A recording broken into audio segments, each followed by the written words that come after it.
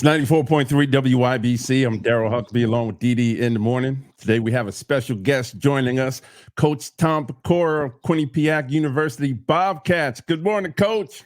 Morning. Pleasure being with you. Glad to have you on board, and you guys are having a lot of success this year.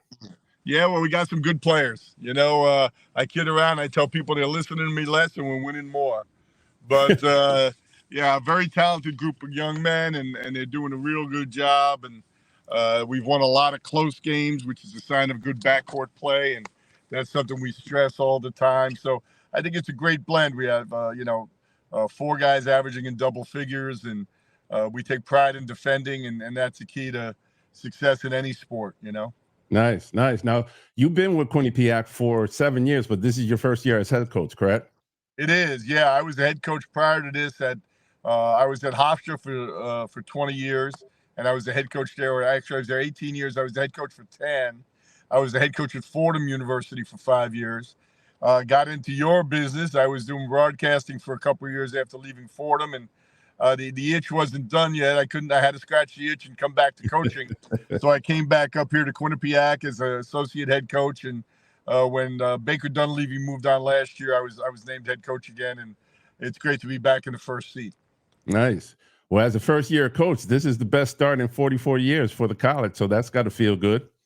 It feels great, and obviously very happy for the young men you're coaching. They're the ones who put in the time and the effort and make the sacrifices. And I'm very lucky to have a great coaching staff working along with me. My assistants are exceptional, and everybody has really bought into the change, and that allowed for a seamless transition, which is always a concern when you go through a change with the head coaching position. Is there going to be a period of time where it takes a while for the guys to get connected, but it's been a great connection, and it's been seamless.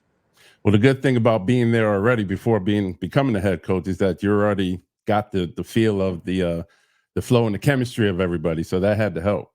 It helps tremendously. Yeah. I know their strengths and weaknesses, and they know mine. That's what I tell them all the time. So we laugh about that, but it is. And you're familiar with the university, Quinnipiac. I've worked at 7 universities. This is my 40th year coaching basketball, and this place is just special, from the top down with the leadership we get from the president, from Dr. Olian, and then our athletic director, Greg Amodio, who I knew prior to coming here. He was the AD at Duquesne University while I was the head coach at Fordham, and both in the Atlantic 10. And, so we had a connection there. Yeah, it is a small world. I went to Duquesne. The school's got everything you would want, for your young son or daughter to come, whether they were an athlete or a regular student. The location, the commitment to, obviously, first and foremost, the education.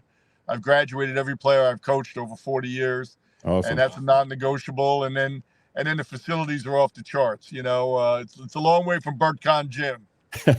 Yeah, I remember those days growing up, going to basketball camp there. So yeah, we're talking to Coach Tom Pecora, Quinnipiac University Bobcats, and for the first time, you're poised to enter into the tournament, NCAA tournament. Yeah, that's a long way off. I mean, we're about the halfway point of conference play, but obviously that would be magic. I've had the opportunity to go to the tournament a couple times, and what it does for a team is one thing, but what it does for a university, and the amount of exposure you get for your university is something that's just priceless.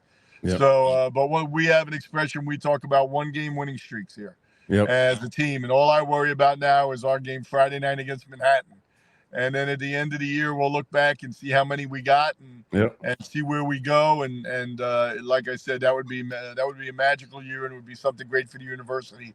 But there's a lot of golf left, as the expression goes, Awesome.